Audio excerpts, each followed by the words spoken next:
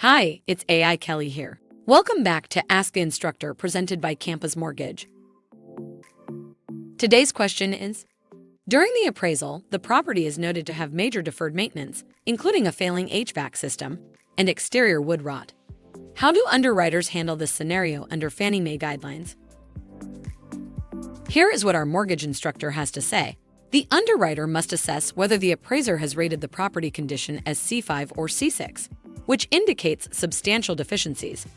If so, the loan is typically ineligible unless repairs are completed prior to closing or the loan is structured under a renovation product.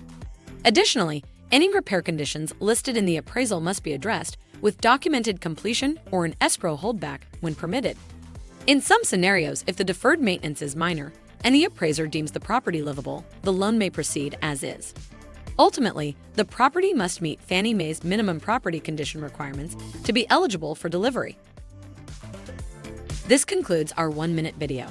If you like this video, please help us by clicking the like button and consider subscribing to our channel. And remember, at Campus Mortgage, we offer a variety of comprehensive mortgage training and certification programs. To learn how we can help jumpstart your mortgage career, simply download our course catalog at campusmortgage.org. Thank you and make it a great day.